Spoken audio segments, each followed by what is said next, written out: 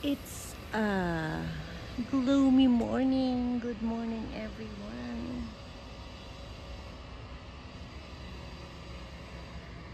My gosh, the squirrel down there. Uubusin na naman niya ang mga dahon. Pag may nakita siyang tao, umaalis.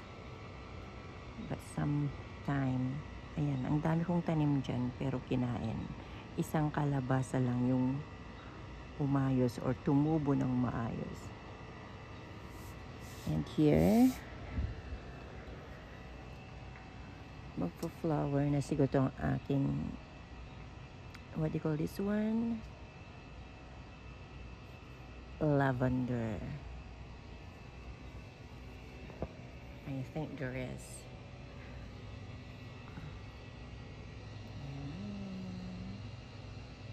Lapit na.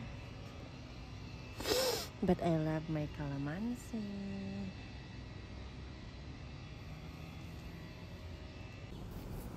Kailangan ko palang mag-harvest para gagawa ako ng anong tawag nito? Yung aking ulam for today. So, ang mga harvest na ito ay nakatatlong beses na ako. Nilalagay ko lang dito, nilalagyan ng tubig. And then, now, I'm going to cook all. So, ganito ang paglinis ng bulaklak ng kalabasa. Alisin lang yan. And then, hugasan. Lagyan ng kunting asin. Yan lang, ibabad kunti. And then, lagyan natin ng itlog. Ibatil, batil.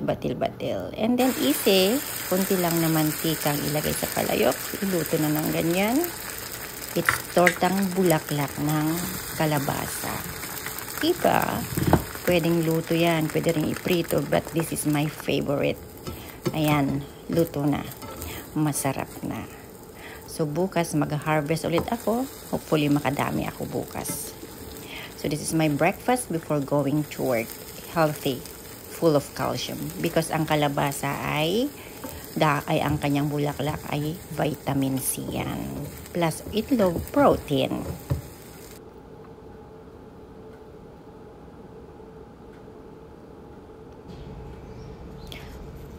Okay. Another day of picking.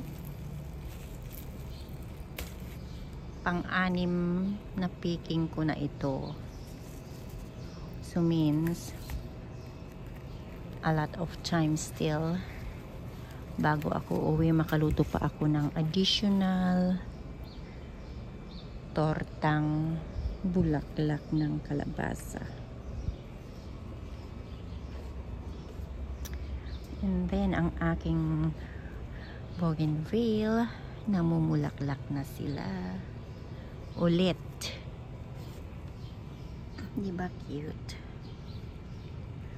And then, ang mga ito, they're producing flowers. December flower. Okay, so I have here shrimp with squash and string beans. And the last part, we have to put the blossom, squash blossom. Yummy, the best.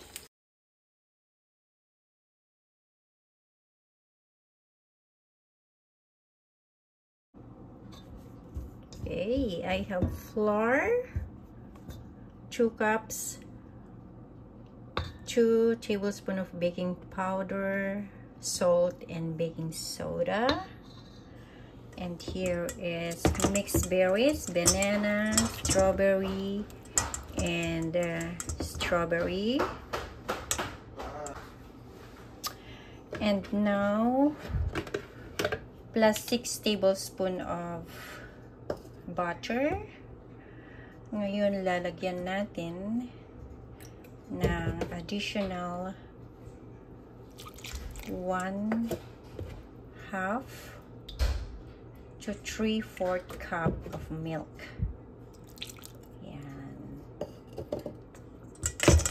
3/4 cup of milk plus berries plus butter. Mix them together.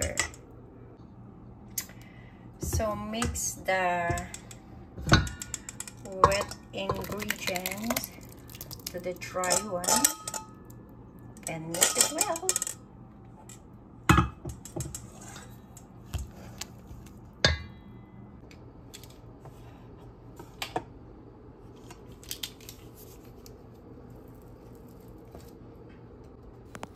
Ang hirap yung maghawak ng kamera at saka yung magtrabaho yung isang kamay. Nasira ko ang aking tripod, kaya wala.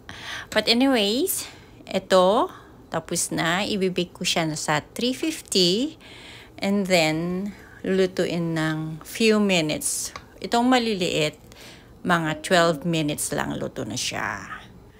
So, lagay natin sa oven. Ayan. Luto na. Ang bilis na luto. So, ang bango-bango. Grabe, in fairness. Parang masarap siya. But, may big but ako. Naalala ko lang nung naluto na, yung nasa oven pa lang, na hindi ko nalagyan ng egg. So, this is eggless muffin. So, hindi pa pwede. Mixed berries muffin without egg. Ayan, pwede sa lahat. Sa mga allergies sa egg, ayaw ng itlog, 8 minutes. Berries and flour lang. Okay. Yan, masarap. For sure, masarap. Basta ko nagluto, masarap. Mainit-init pa. Ayaw kong tikman. Mamaya na lang. Kasi pag isubo ko to, mapapaso na naman ang aking dila. Kaya dyan muna, para hindi siya didikit o kaya masisira, palamigin ko pa siya. Okay, tikman natin later. Pero very soft, masarap siya for sure. At ito naman yung mga malalaki. Ang problema, kunti lang yung remaining na berries. Kaya ang dinagdag ko ay coconut, shredded coconut. Okay, this is my breakfast.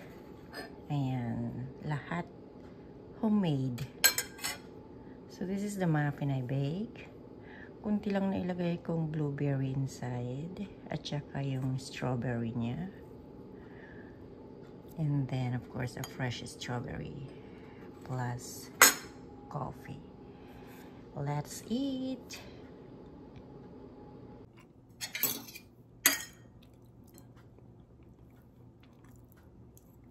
In fairness, masarap yung muffin.